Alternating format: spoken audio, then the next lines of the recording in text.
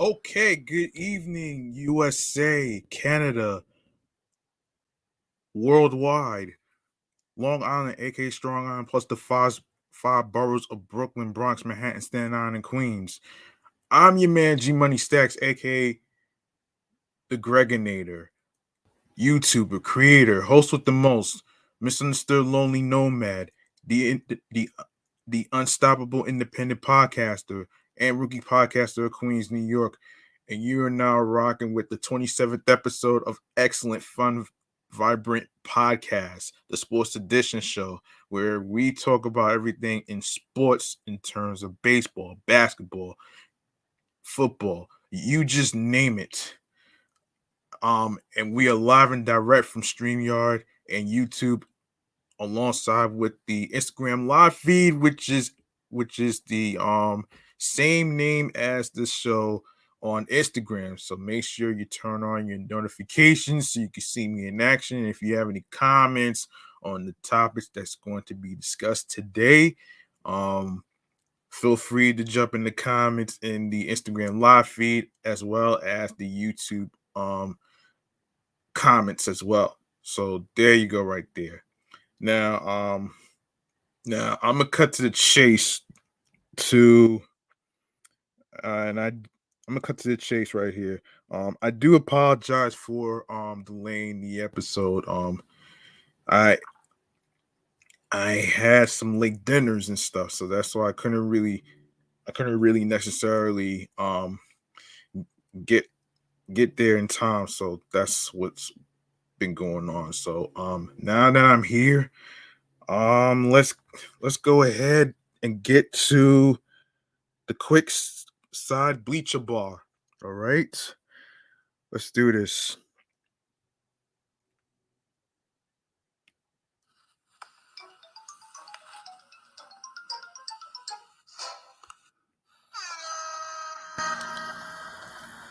Okay. Um. Now this has been talked about for quite some time, actually, and this is in regards to Britney Griner. All right. So this is according to Vox right here. So basically, Brittany Griner is arguably the WNBA's biggest star and one of the best basketball players of all time, standing at 6'9". Her prowess on and off the court is hard to miss. Um, she's like nobody who has ever played, and she has dominated every level she's ever been. ESPN investigative reporter TJ Quinn says on Vox's daily news explainer podcast, Today Explained. And then she's also become kind of a cultural icon as well for her sexuality, for her struggles with mental health issues. She's become someone who's really is more than an athlete to the people who follow her. But like many WNBA players, the lack of equitable pay drew her to playing in Russia, where she is now detained after Moscow airport security found cannabis oil in her luggage. Oh, really?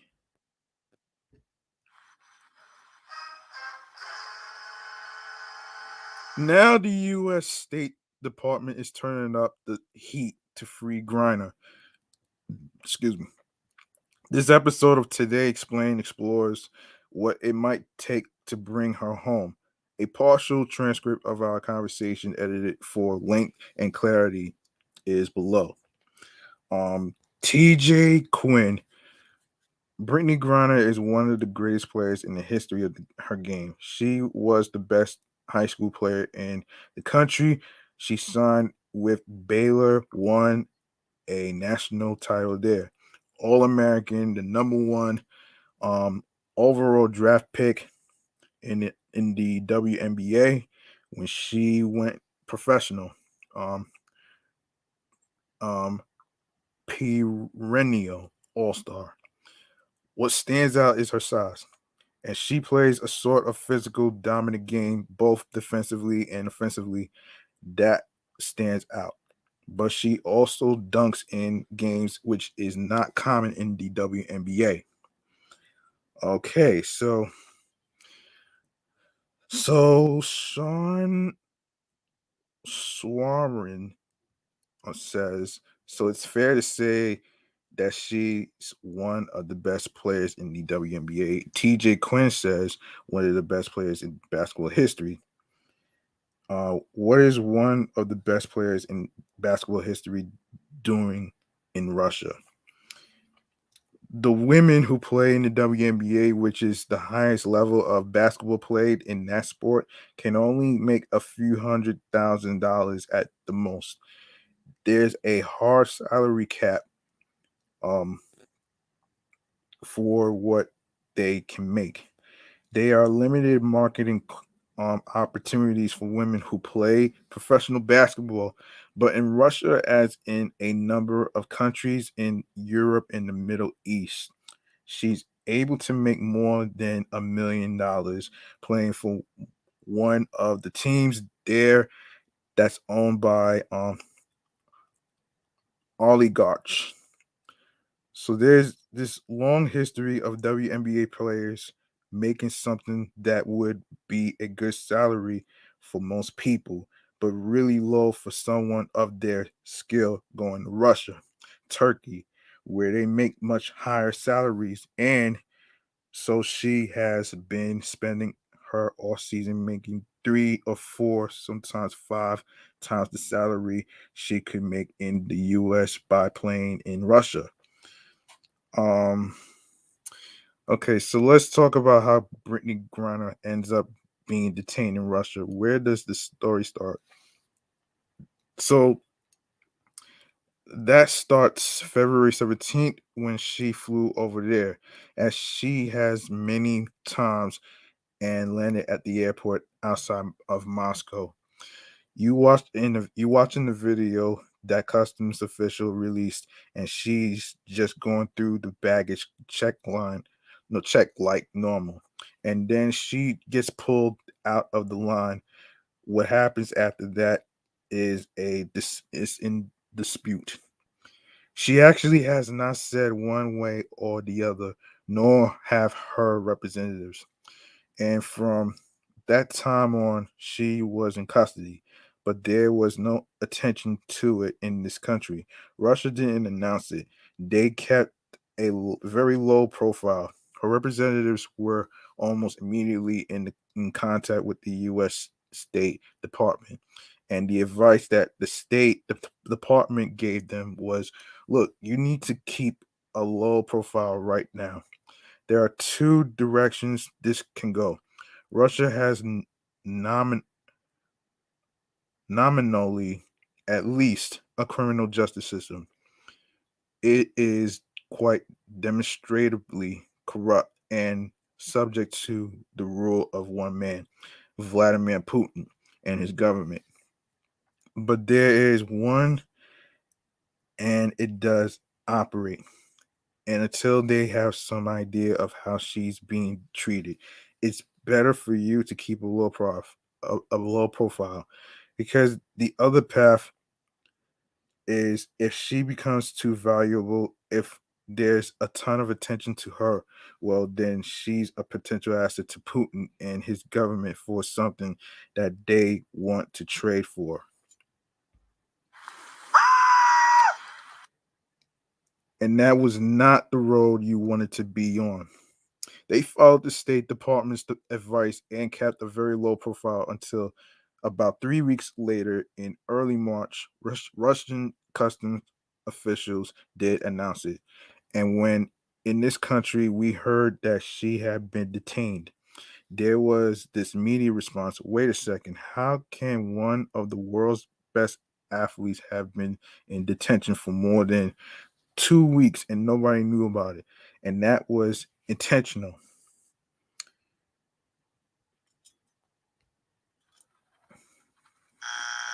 They really wanted to keep a low profile. She got lawyers over there trying to see, can we work this out through the criminal justice system?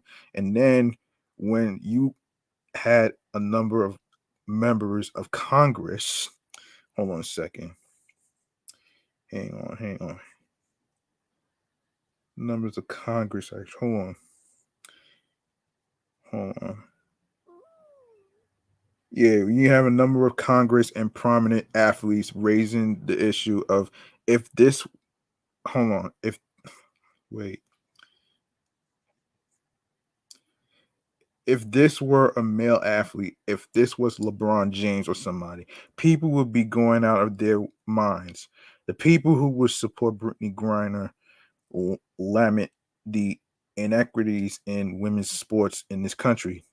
But in this one case, here's where it worked to their advantage because they felt like, okay, let's just keep quiet as long as we can. See if we can work this out. Because if she becomes essentially a hostage to Putin, then you are in a whole new world.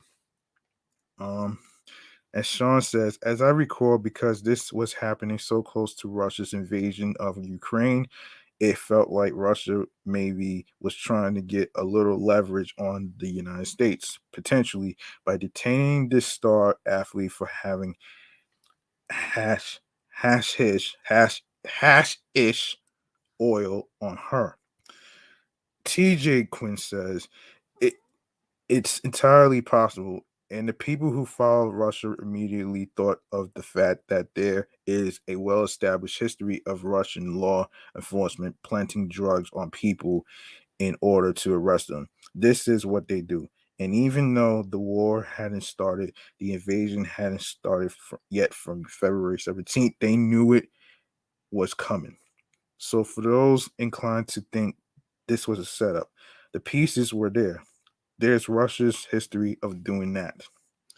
The fact that she's high profile, easily I identifiable, the, the fact that she's also a 6'9" black lesbian, which in Putin's Russia's is a warning to all good Russian mothers. Look what will happen to your children if you liberalize like the West. They knew that the motivation was there and that she was potentially a chip to trade for something if they wanted it. But there are also a number of people who say, in quote, well, wait a second, they're not making a big deal out of this. They arrested her. It's entirely possible that she did do it. And just because they are politicizing it or that they will be willing to trade for her doesn't mean that necessarily. She didn't actually commit the crime she was accused of. Who knows? But you know what's become clear to the US government at some point is that Russia is open for business and that they don't need to wait a year for her to go to jail. You can hold someone in pretrial detention for a year over there. That it's time to start moving. And Sean says, so mum's the word when everyone finds out. But now here we are. Almost 80 days later, do we know what Brittany's experience has been? Has she been able to speak out publicly? And TJ says she hasn't at all. The only connection to her has been her representatives to her lawyers. U.S. consular officials were able to visit her back in March and reported that she was okay. What I'm learning from people around her is that she's good, considering, I mean, she's in jail in a foreign country. She doesn't speak the language. Supposedly, there are people around her who do speak English. She has reading material. There were reports that it was tough to find a bed to fit her, which would make sense. She is 6'9" and that she's doing okay considering. But there's no way to independently verify that. Just imagine showing up for the start of a season and the biggest player in the game is not there. You can't just pretend all of a sudden that Babe Ruth or Michael Jordan or somebody just isn't there. and it's been tough for players who wanted to speak out more, but now they they know that they have some freedom to start doing that. You saw some incremental increase in how much they were talking about her. At the WNBA draft a few weeks ago, the first statement out of the commissioner's mouth was about Britney Griner. And just last week, there was a discussion about putting a decal on the floor of games. And these are all deliberate. It's all strategic to slowly start to ramp up the amount of attention that her case is getting. And Sean says the US government's now talking about her too. And TJ says that was the big change. The people around her were just sort of waiting for permission or a sign that now it's time to really start speaking out. When you talk about protests, you've got to think about who it is that you are actually protesting. Or are you just trying to create public pressure against Vladimir Putin? Because that's probably not going to work. This is somebody who launched an invasion, united much of the world against him, has been hit with the biggest sanctions in geopolitical history, and that didn't change him. So it seems unlikely that a hashtag is going to influence what he does. The real pressure that they want to create is with the US government to try to force the White House and the State Department to make her a priority to cut a deal and get her home. And that's where you see some tension.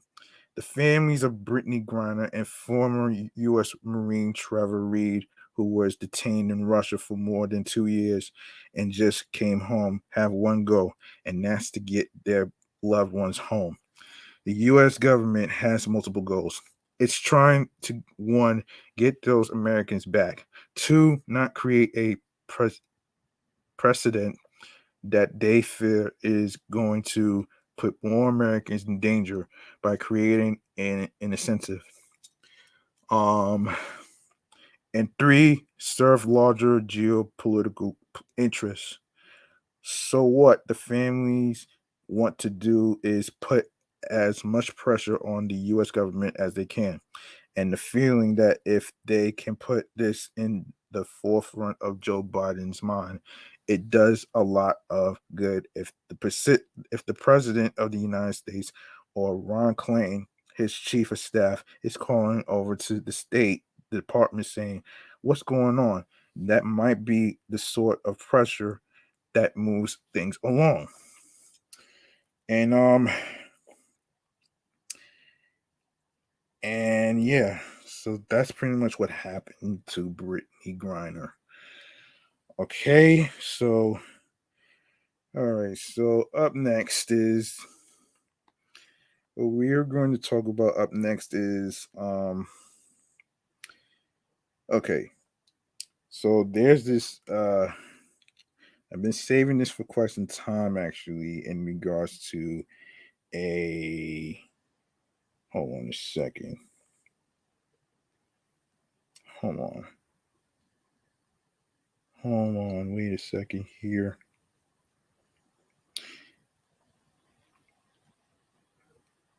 Here we go. Here we go. So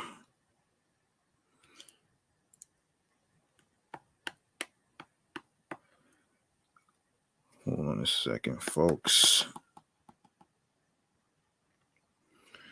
Okay, so there's been a recent NASCAR fight.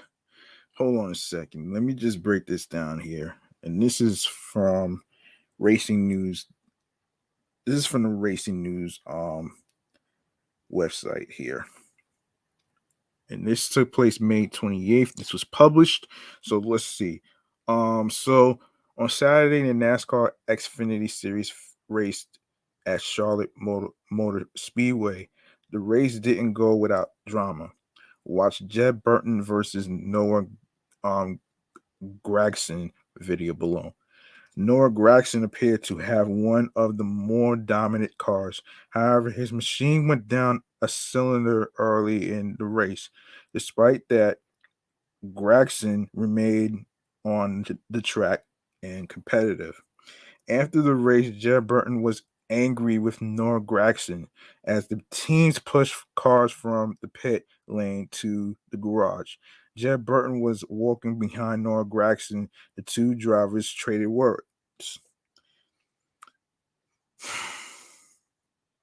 Jed Burton confronts Noah Gragson. I'll wreck the dog fuck out of you, Jed Burton told Noah Gragson as they walked to the garage area.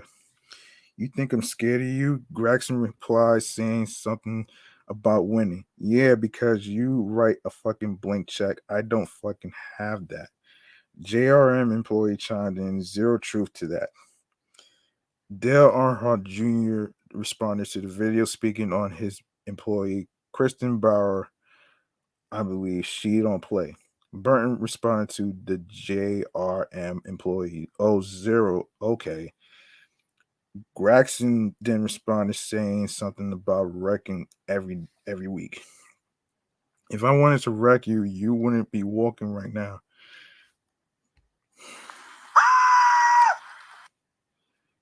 The two drivers then walked in separate directions. Gregson comments, no, not worth my time. I focus on guys that win races. Gregson told Noah Lewis on if he had a comment on the conversation with Jeb. Burton responded to the comment above via Twitter. Burton stated, and like I said to his face, the only reason he's in the car is because of the check. I've been in the same stuff and outran him almost every race. Go look at the stats. It's worth noting that 2 years ago, Gregson and Harrison Burton got into a fist fight.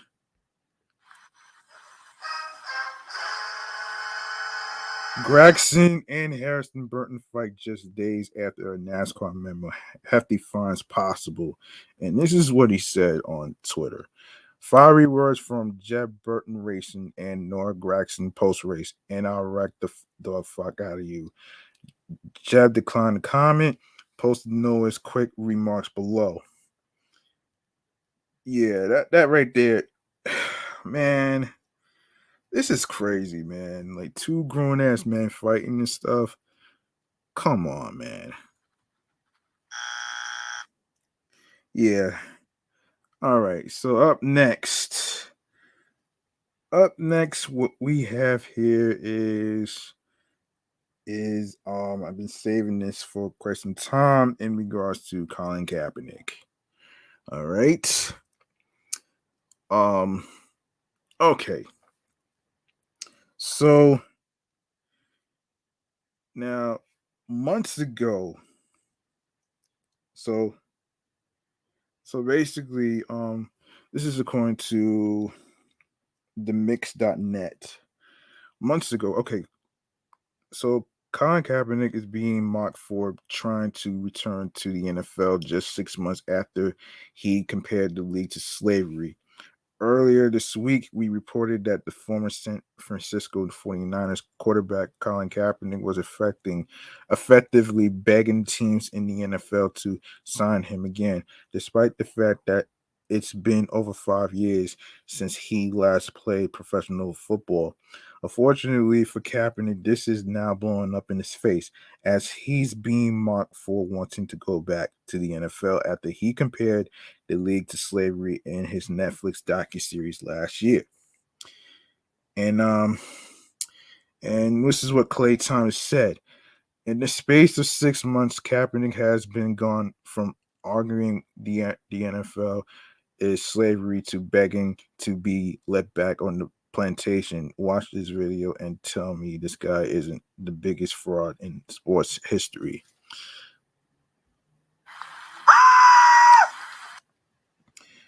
So Kaepernick called out for his his hypocrisy. Hmm.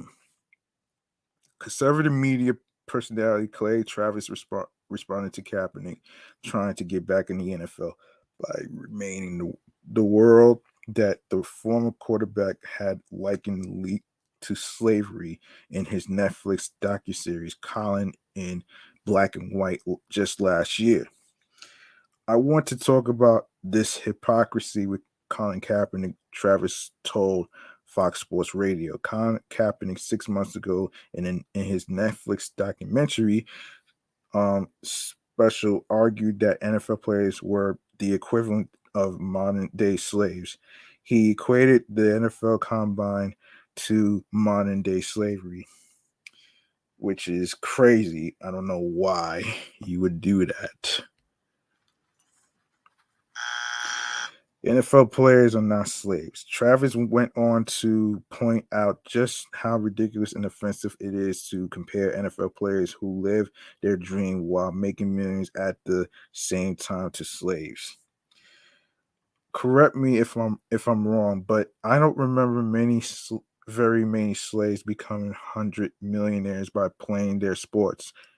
I.e., being involved in slavery. Travis said.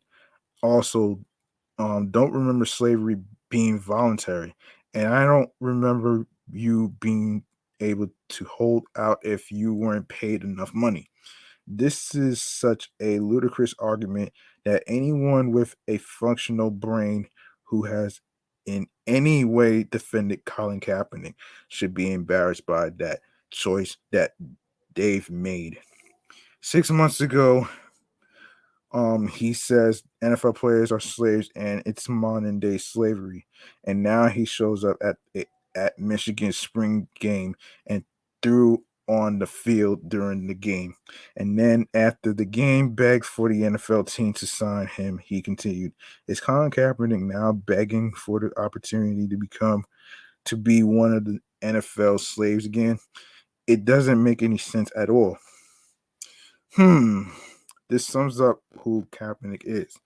Travis concluded by saying that this entire situation perfectly sums up who Kaepernick is as a man. Remember, this is someone who became a household name by taking a knee during the national anthem, and he proceeded to make millions off bashing America through lucrative deals with brands like Nike and Netflix. This is what you have to understand about the essence of Colin Kaepernick. He isn't even capable of making a coherent or logical, consistent argument about what he is advocating for, Travis said. It's why he's done almost no interviews. It's why he rarely, if ever, speaks to the media in any way because he does not have a sophisticated enough understanding of anything. People who have argued in favor of Colin Kaepernick, which is the vast majority of the sports media, have actually embarrassed themselves over the way they are behaving, he concluded. It's both ridiculous and infuriating that he left continues to prop up Kaepernick as some kind of woke martyr when he's really just someone who will do and say anything just to make a buck for himself. Here's hoping NFL teams see things Travis' way and decide that Kaepernick is not worth the trouble of signing. Let's see. Let me see.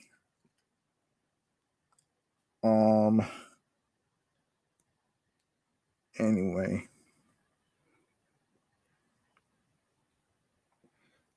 In other Kaepernick news, okay. So only the Las Vegas Raiders know whether Colin Kaepernick is still good enough to play quarterback in the NFL. Kaepernick tried out for the Raiders on Wednesday. It was his first legit tryout in years. He hasn't appeared in the game since the 2016 season when he started 11 games for a 2-win San Francisco team. He was cut in early 2017 and hasn't garnered much interest since, at least some of it because of his decision to kneel during the playing of the national anthem that season. Um, is he at age 34 still capable? The Raiders aren't saying. We will only talk about the people that are on our team, said Coach Josh McDaniels. Not to be confused with Uncle Ralph McDaniels, folks. Um, Echoing an old policy of the New England Patriots, where McDaniels has twice served as Bill Belichick's right hand. We really don't make comments about the evaluations that we made or what they looked like. What they didn't look like, strengths and weaknesses, those kinds of things. It makes sense why provide an evaluation for a player who is still free to sign elsewhere right now. That doesn't mean Kaepernick didn't answer some questions on Wednesday. Some of them nagging and some of them perhaps significant in his quest to play football again.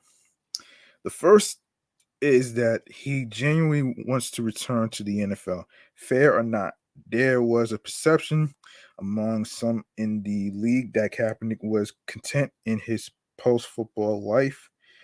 And while he often said he wanted to still play, his motivation wasn't complete. NFL teams, at least in part because of his political activism, had expressed little interest in even trying him out.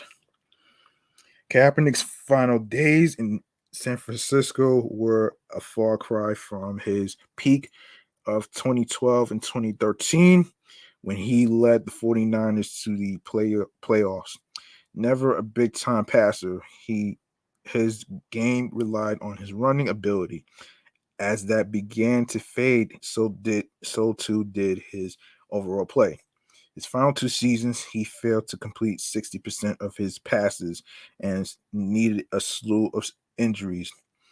However, considering the annual parade of middling quarterbacks to suit up each week and even start due to injury late in the season, there was little doubt his exclusion from the league wasn't just performance based. Still, Kaepernick was unable to convince anyone to give him a chance, and the concept that he didn't really want to play because, no, excuse me, became an easy out for the NFL teams. This was especially pronounced on November 12th, 2019, when the NFL set up a workout for him in front of any teams that he wanted to send a representative. Kaepernick pulled out of the session in Atlanta just 30 minutes prior, expressing concern about it being closed to the public and a waiver the NFL wanted him to sign. Then he moved it to a different part of the city with his own camera crew in tow. Even if Kaepernick's concerns were legit, when you are seeking a job, it is the employer who holds the cards. As long as nothing illegal is being asked, you tend to need to do as they wish. If they want you to wear a suit, you wear a suit. Perhaps if you have enough talent, it doesn't matter. Kaepernick no longer did. The tryout was a disaster. Kaepernick looked fine throwing the ball, but no one signed him. It was seen by some in the league as just an unserious publicity stunt from a guy who seemed difficult to work with. Again, who knows if that's true, but that's how the NFL took it.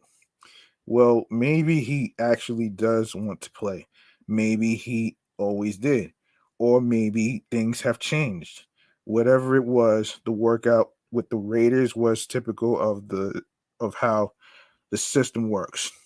That alone should turn some heads in the NFL, or at least takes one excuse for ignoring him off the table. Kaepernick also appears quite willing to be a backup for sure. A backup. Sure, he liked to start, but every player should want that. His willingness to try out for Las Vegas suggests he isn't waiting for a guaranteed job. Derek Carr is entrenched starter in Vegas. Um, the three-time Pro Bowler hasn't missed a game since 2017 and led the Raiders to the playoffs a season ago. In April, he signed a 3-year extension worth up to $121.5 million. Kaepernick knew all of that. He knew that barring some near miracle job winning training camp, if he even signs, the Raiders were interested in him as a backup. He tried out anyway. If nothing else, maybe some other quarterback poor team sees him in a new light. Or maybe someone decides to take a second look at a guy who might still bring a pop of talent to the roster. Maybe Vegas signs him, or maybe he gets another trial somewhere else. All this is a long way from Kaepernick ever returning to the NFL, but no matter what happened during the tryout, Wednesday was still a potentially significant day for the quarterback. Okay. Um, all right, so let me just say this though. Look, I know a lot of people would say that the NFL is the most racist team, the most racist organization and stuff, right? Okay, hold on a second. Let me just put myself on here. I know everybody is going to be saying that the NFL is the most racist organization there is, even though they're a private company. But I'll say this though, man. Look, it's it's already been here's the thing. It's been 5 years, right? 5 years since he hasn't played, and and I get I get that I get that he was raising awareness based on police brutality and stuff like that. We all know that already. And as far as like anything goes, like you know, I mean, look, he was always he's always going to be considered a backup player anyway.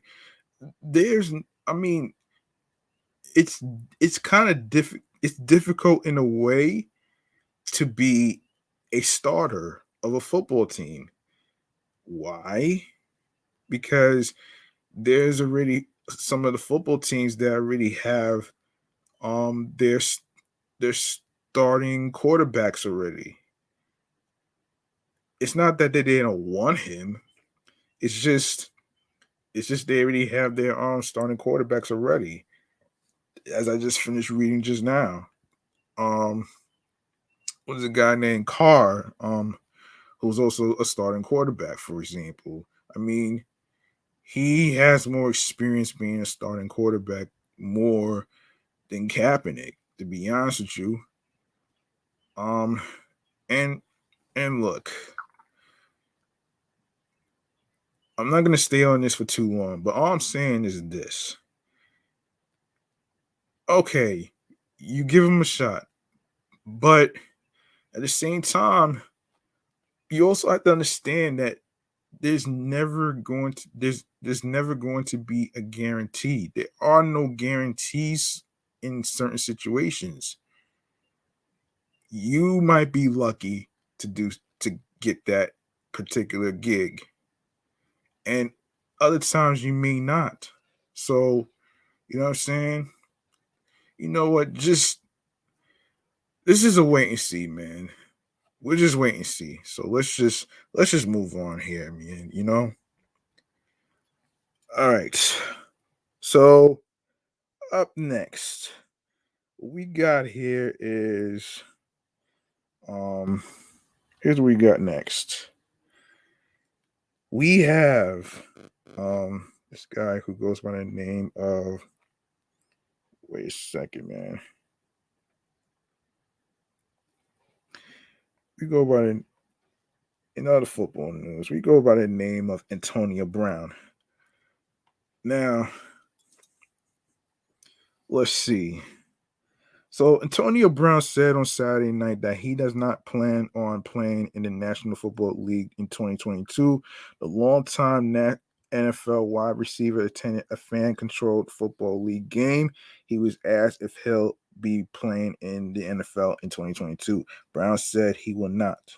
However, as a longtime NFL insider, Josina Anderson points out, it wouldn't be surprising to see a team show interest in Brown after the trade deadline. If the trade deadline passes and a postseason contender has a starting WR out due to injury, that team would be remiss not to check out AB 84 situation at said time. Outside of the NFL interfering, seems like a challenge that also be hard for AB not to relish down the road too, she reports. As Josina Anderson says on Twitter, yeah, I think I read that part already, man. Yeah, I read that part already. So Brown spent the 2020 season and part of the 2021 season with the Buccaneers. He was released by Tampa Bay following an on-field outburst in New York. Okay, so it's gotta be more to this story than this, man. Actually, you know something? I actually talked about Antonio Brown recently in my other show, Off the Meat Rack Change New York podcast. He's doing music now, which is crazy, and I haven't had a chance to listen to his music discography yet, but I am going to see if I can actually listen to it and then see if I could review it on Meticulous Vibe Juice podcast. So we'll see what happens here though. Um yeah.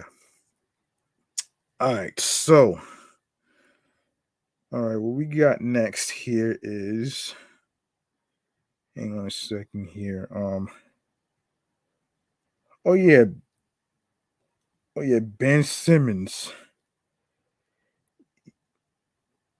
Ben Simmons, hold on a sec. I don't think I have Ben Simmons here. No. Hold on a minute here. Hold on. Ben Simmons news, actually. Hold on. Ben Simmons news. Hang on a second, folks.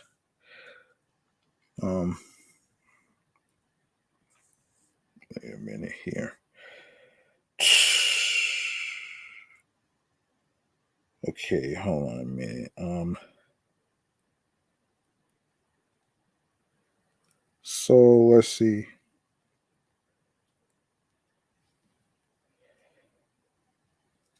Okay. All right. Wait a minute here. Wait a minute here.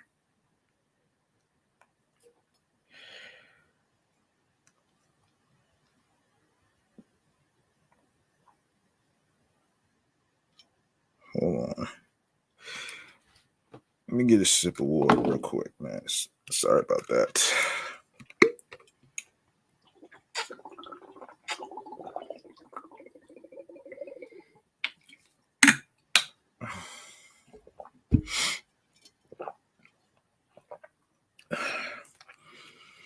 Okay, this is according to Bleacher Report. All right, so Russell Westbrook Ben Simmons and the toughest NBA stars to trade in 2022. Okay, so there's no such thing as an untradeable NBA player. It's just that some, due to contract health, declining production, or a combination of all three, are a little harder to move than others. Okay. Let me see here. Uh, the guys we're talking about. They are the ones. They are the ones rival executives won't even take calls on unless the player in question's current team is ready to pile on sweeteners in the form of valuable contracts, draft assets, or both. Um, the well actually crowd will note that most of the players will cover have been traded in the past, some of them recently. Two were even dealt for each other. But in each case, things have changed since the last time those players switched teams. New problems have arisen that complicate the prospect of another exchange, even as the costly deals they are on draw closer to expiration. Nobody's saying these players are stuck where they are until whenever free agency mercifully rolls around. But figuring out how to move them before that will be among their team's most important and challenging goals. For most of the past 8 seasons, Tobias Harris has been a reliably healthy and productive offensive player.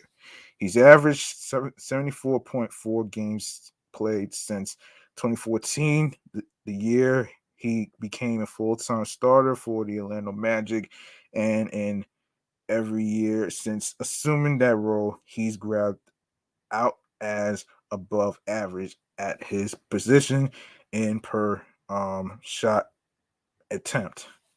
Better still, he's shown growth in the past half decade, hitting over 39.0% of his threes in 3 of the last 5 seasons after failing to reach that mark in any of his first 6 years in the league. So what's the problem? What's he's doing what's he doing on the list?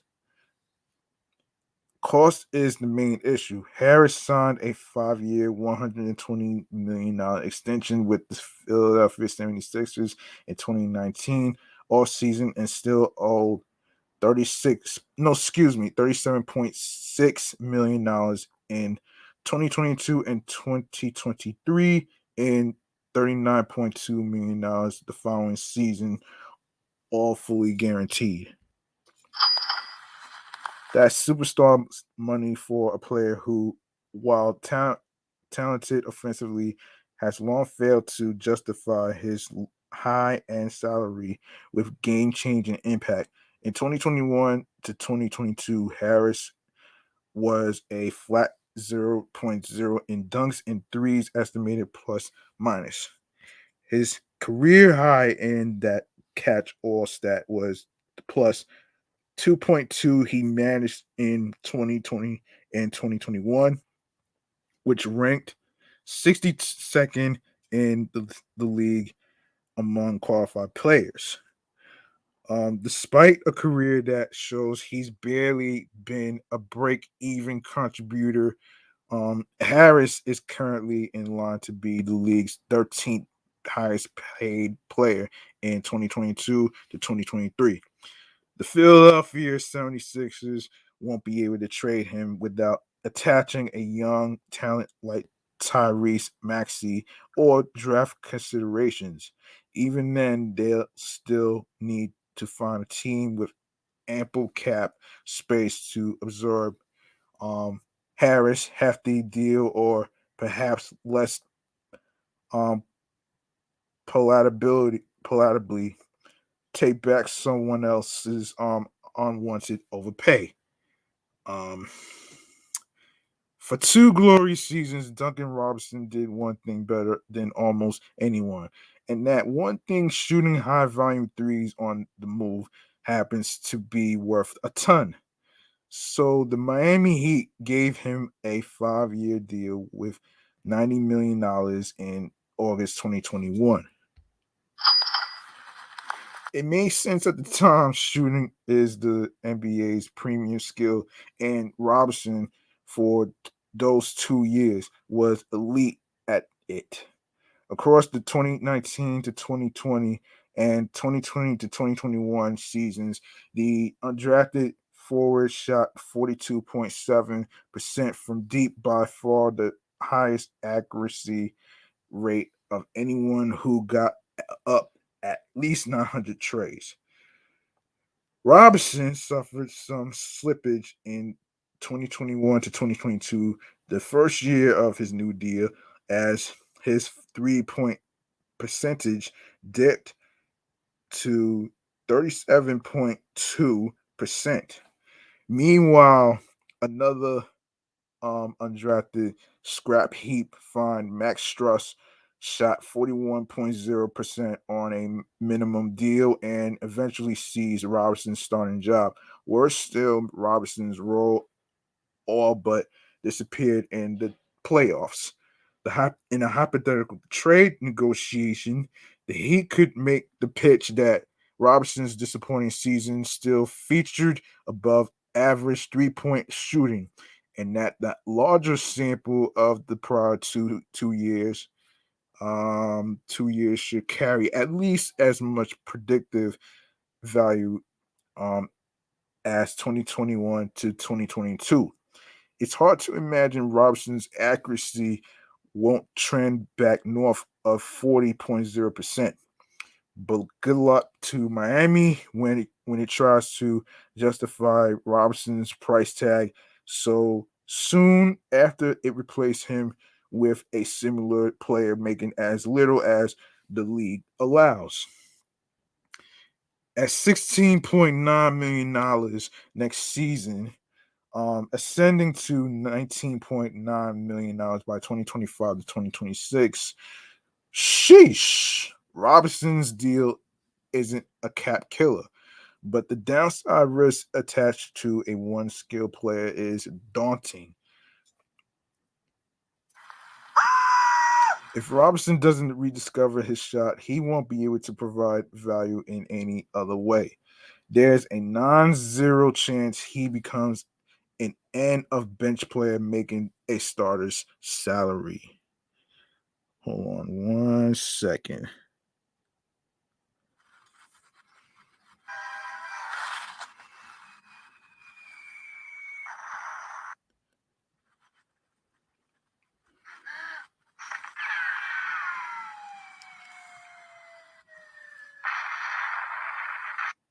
The best realistic.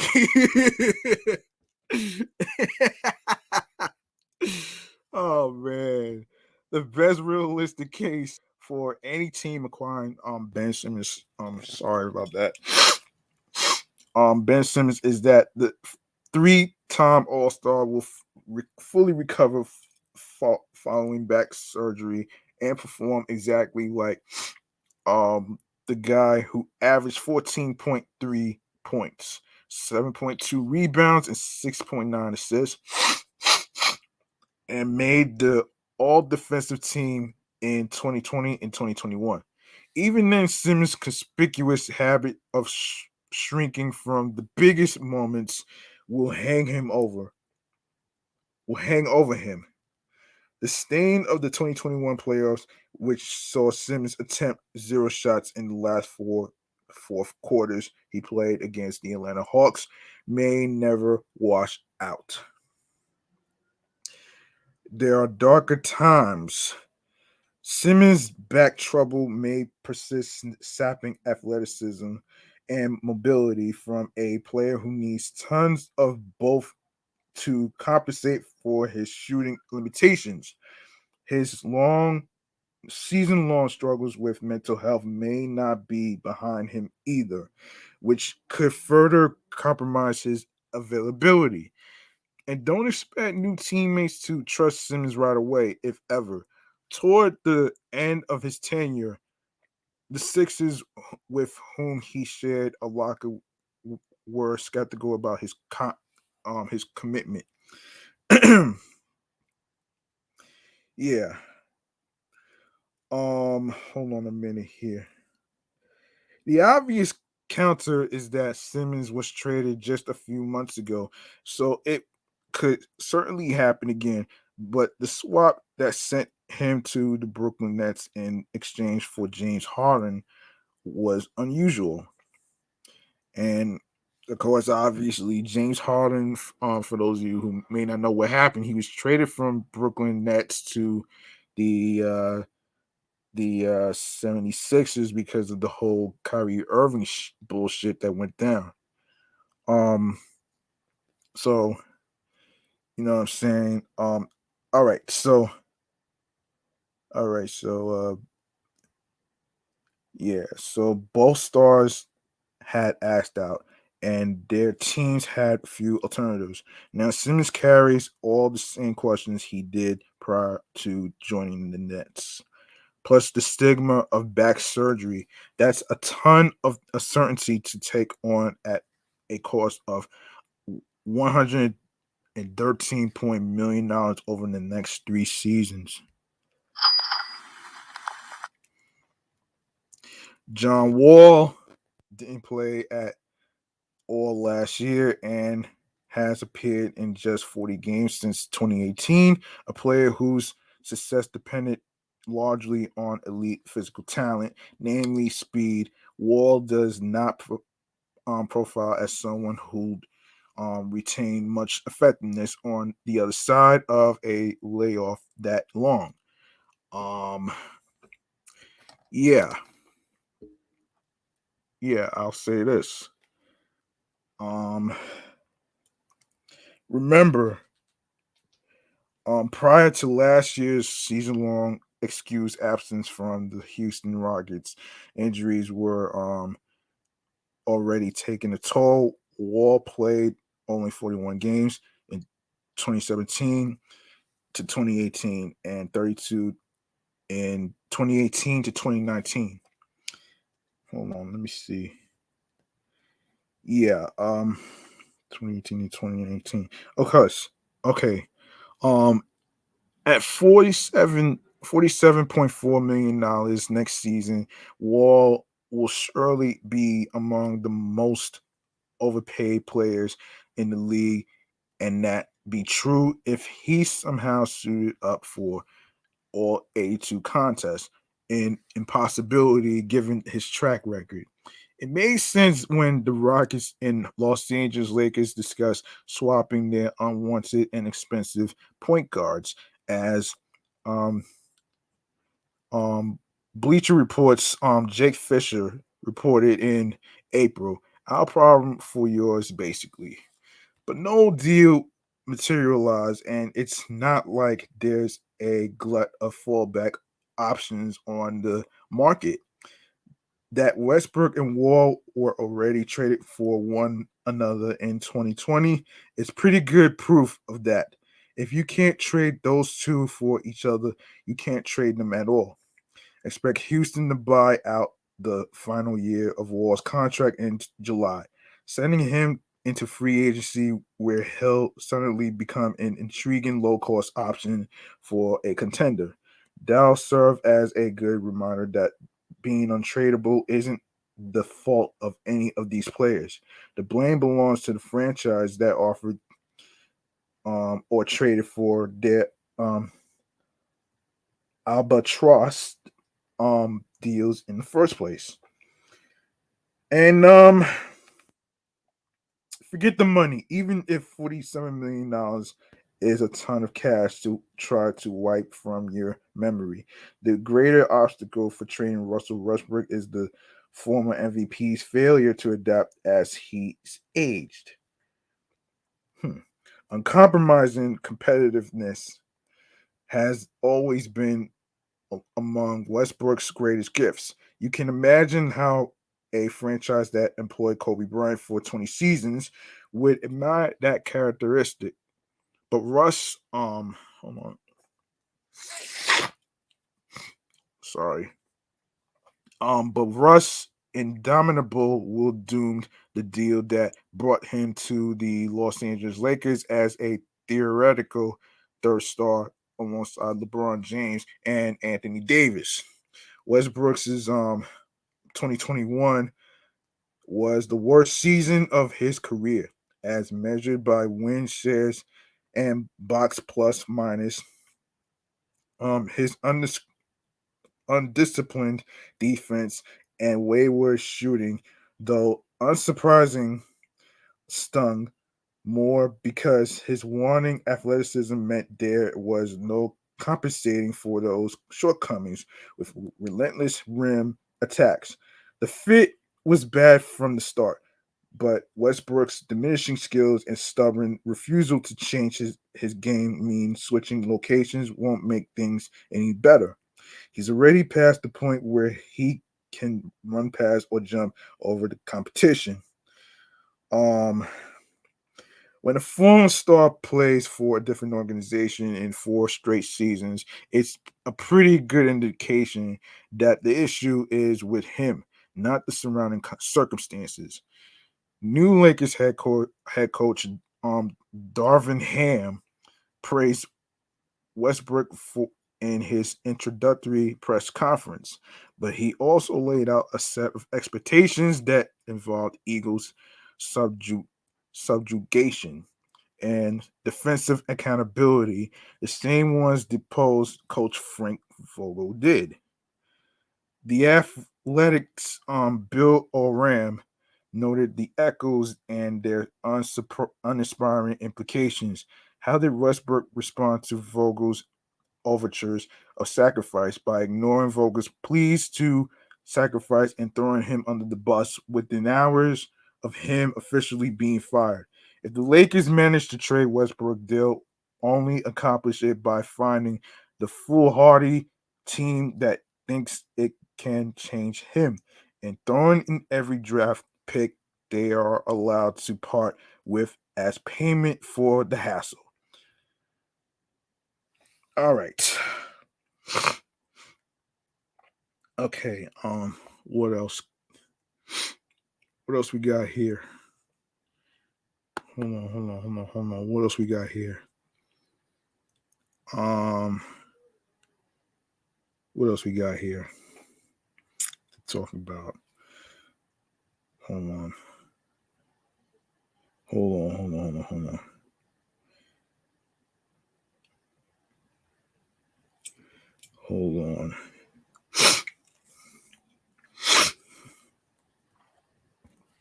Come on.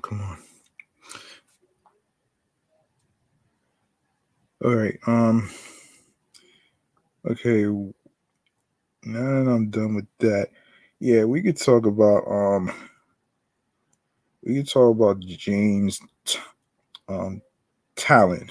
Yeah, we could talk James Taillon for a sec, actually. Yes, James Taillon. Yeah, we'll talk about him. Yes, James Taillon. Here we go. Okay. Let me see how much time we got here. Already past an hour. That's pretty good. All right, cool. So, according to AM New York, James Taillon pitched 2 hit ball over 8 innings, following Nestor Cortez to give the Yankees their longest consecutive starts in 9 years, and leading New York over the Tampa Bay Rays 2-0 Friday night. Gleyber Torres put the Yankees ahead with a homer in the 4th off Jeffrey Springs and Matt Carpenter in his second game with New York, homered later in the inning. Hold on.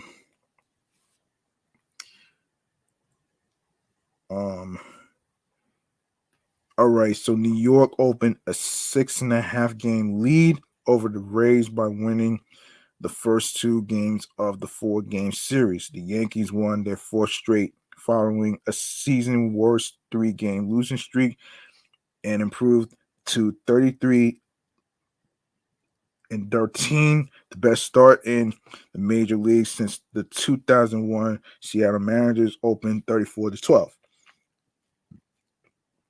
Taillon, 5-1, improved to 5-zip with a 2.20 ERA in his last 7 starts, striking out 5 and walking none, while throwing 62 of 93 pitches for strikes. The 30-year-old right-hander had not gotten an out in the 8th inning since August 7th, 2018 for Pittsburgh at Colorado, when he pitched his second big league complete game. Taillon was sidelined from May 1st, 2019 until the start of the 2021 season while recovering from his second Tommy John surgery. Cortez threw 8+ innings of 1-run ball as New York won Thursday series opener 7-2.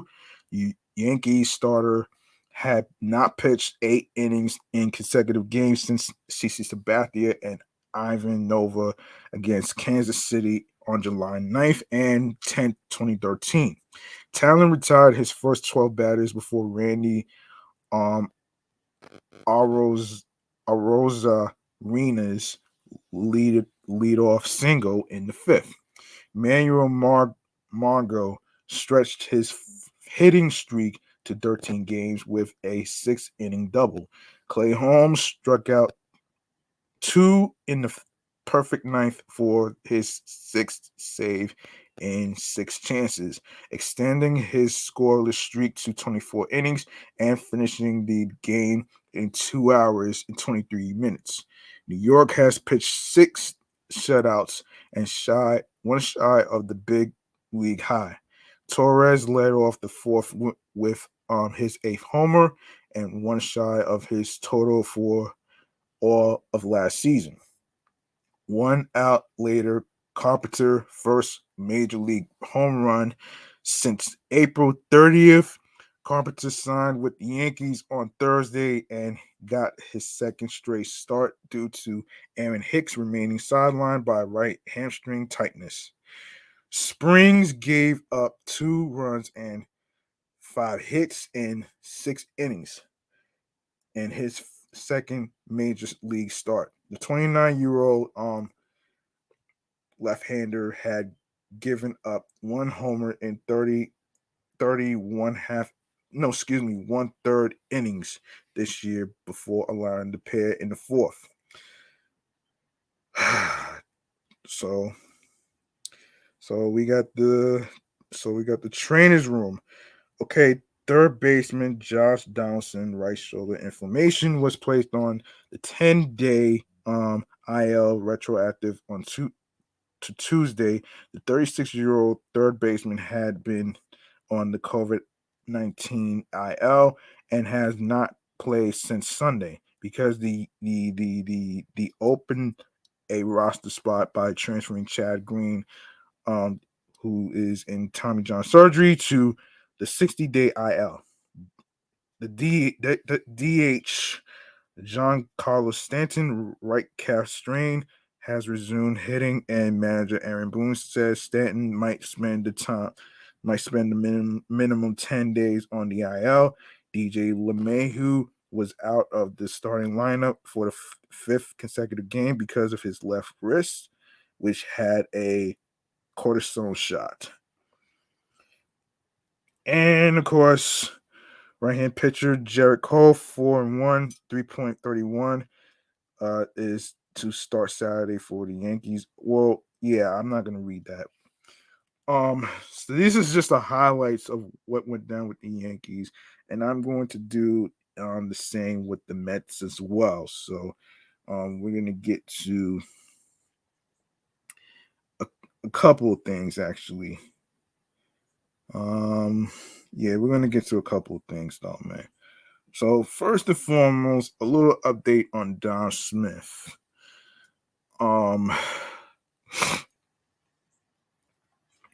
Okay, so a little update on Dom Smith, right? The New York Mets sent first baseman. Hold on. New York Mets sent first baseman Dom Smith down to AAA Syracuse on Tuesday afternoon ahead of their game against the Washington Nationals. Smith's playing time had grown sparse due to early season struggles that saw him slash 186, 287, 256, 543 OPS with 0 home runs and 14 RBI across 86 at bats.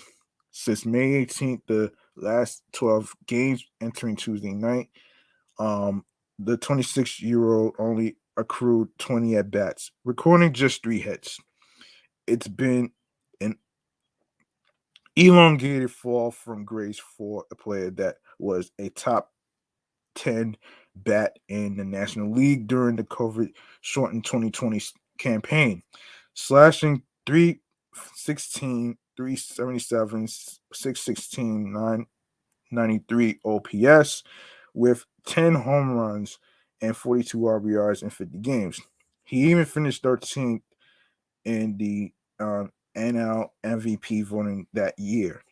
Last year, however, saw a significant regression as his batting average fell to 244 and his OPS dropped to 667 in 145 games.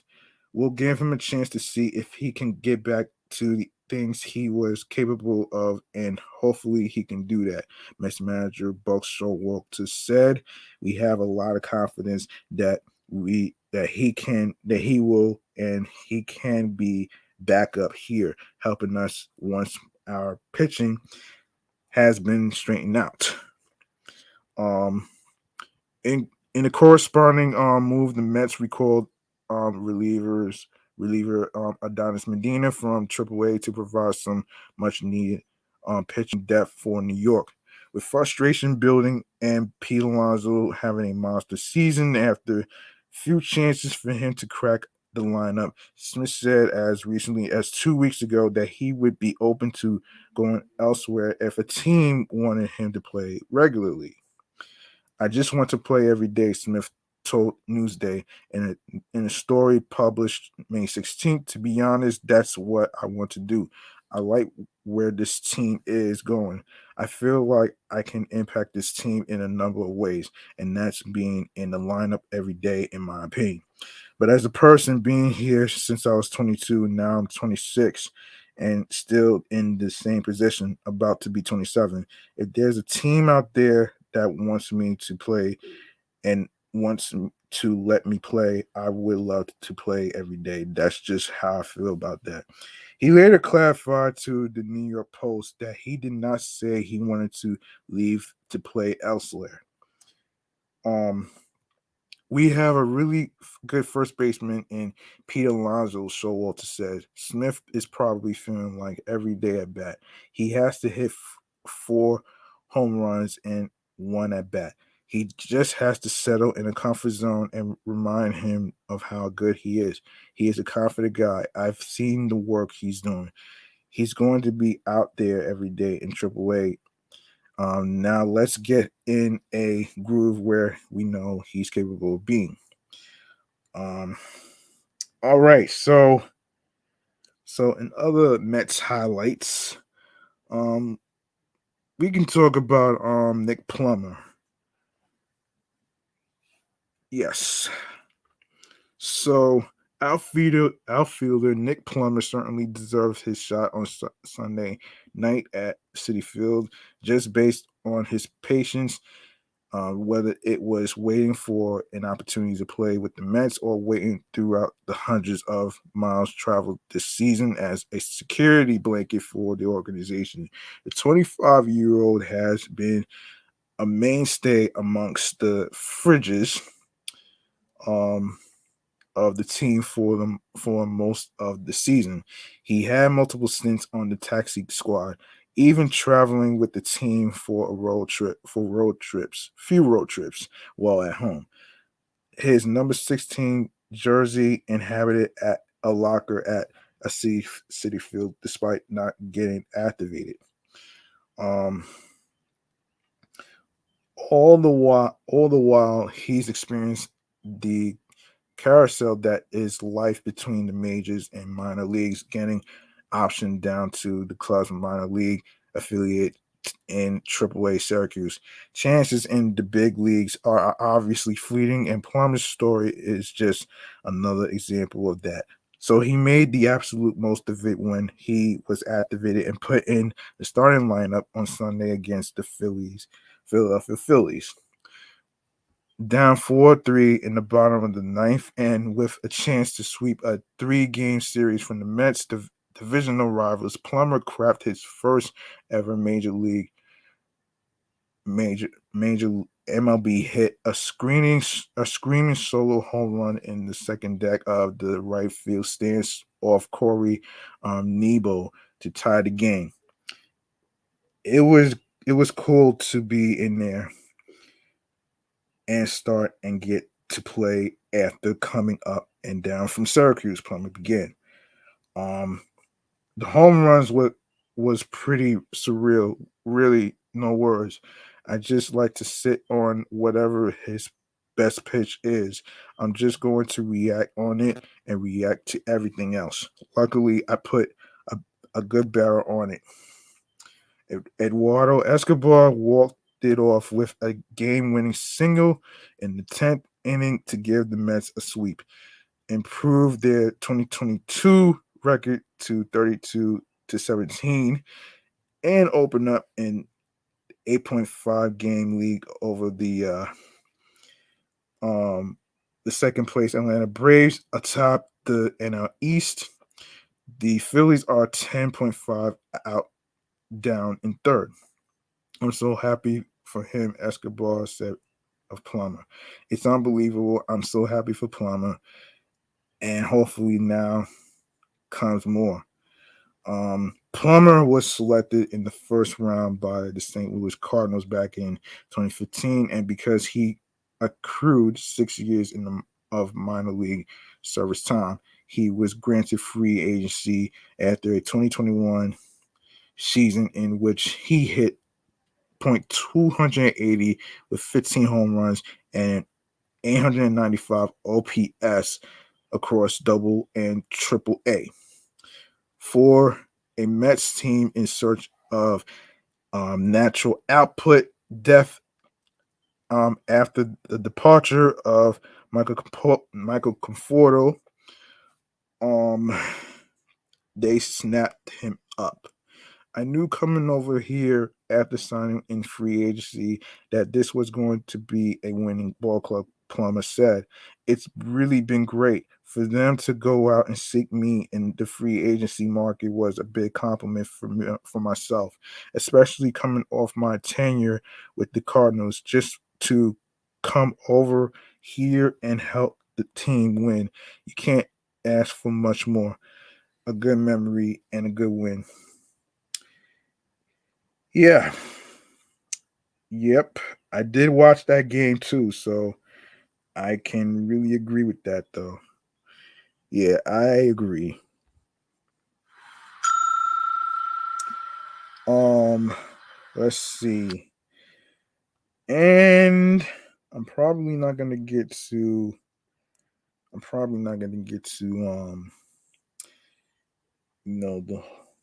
hold on. I'm gonna say the LeBron James story for like a future episode, so I'm not gonna get to it in time. So this is gonna be the last story of the night. So okay, so another story of a Mets highlight is um in AM New York. The last time Pete Alonso approached the plate, he never got near the batter's box. Phillies manager Joe Girardi quickly held up four fingers for an intentional walk. By then, it was too late. Alonso homered, doubled, and drove in 4 runs, taking over the major league RBIs and powering the New York Mets past Philadelphia 8-6 Friday night. He's always hold on a second. Hold on. Hold on, hold on. Hold on.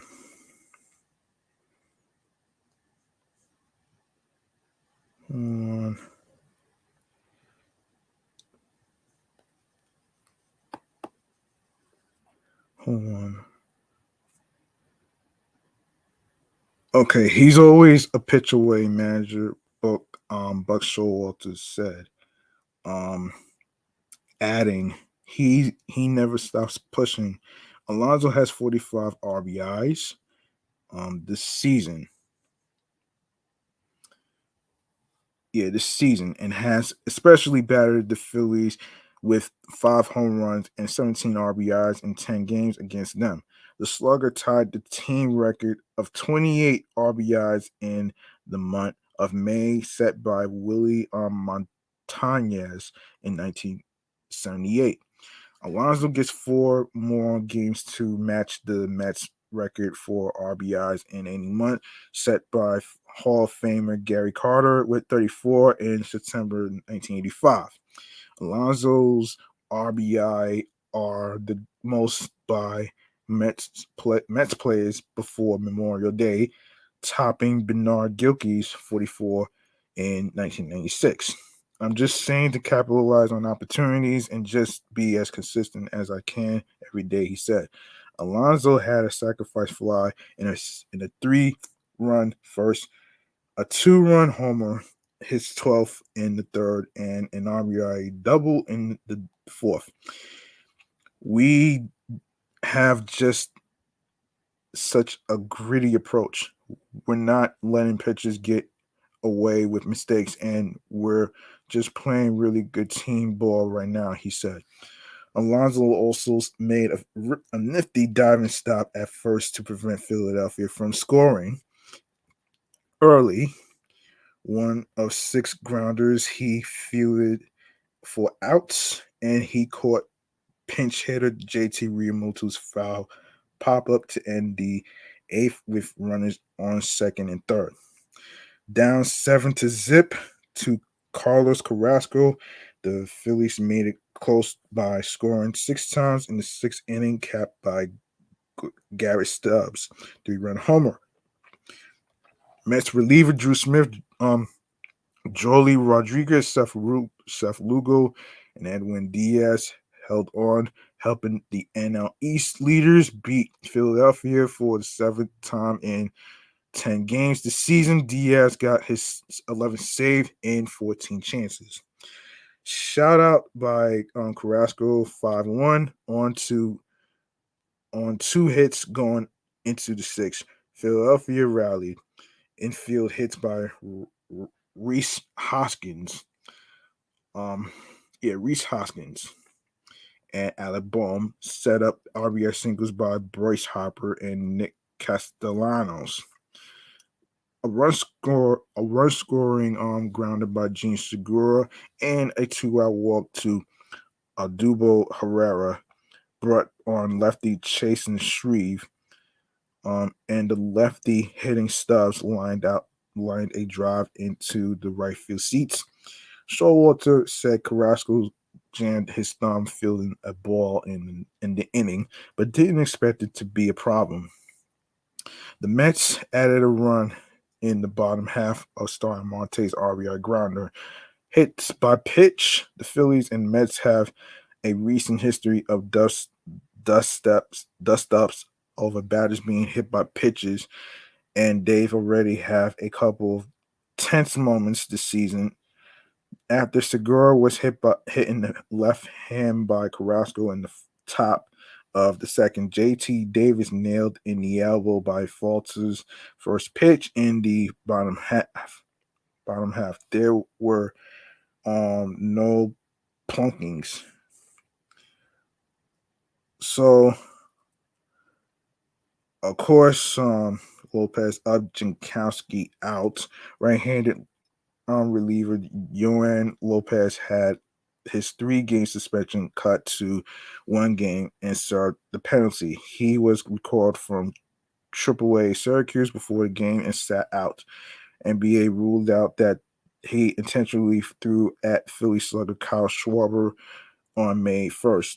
Meanwhile, outfielder Travis Jankowski is expected to miss 6 to 8 weeks because of a broken left hand. He had surgery and a screw was inserted. Showalter said Jankowski appeared to get hurt while making a diving catch. Um, Right-hand pitcher Jacob DeGrom shouldered through on flat ground before the game. He will travel with the team when it begins to a road trip to the West Coast in early June. The two-time Cy Young Award winner hasn't pitched his season. Up next, right-hand pitcher Taiwan Walker is trying for his first home win since last June 15. He'll be up against the Phillies' Zach Eflin. Game time. Yeah. So that was your highlight of the Mets. I ain't like I said, I ain't going to save the LeBron James story for a future episode. So there it is right there. All right. All right. Yeah, I'm gonna save that actually. Yeah. Yeah, I'm gonna save that actually. So there you go.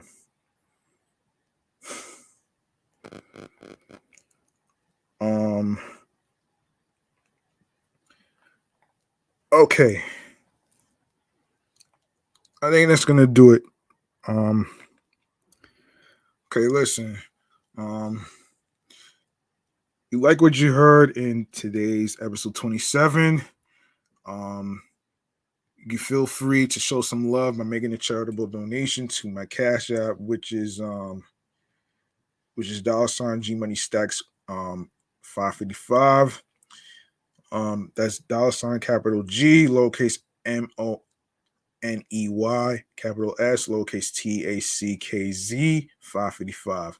Once again, it's not about breaking the bank, it's all about doing the best you can on whatever amount of money you decide to donate will be appreciated. All right.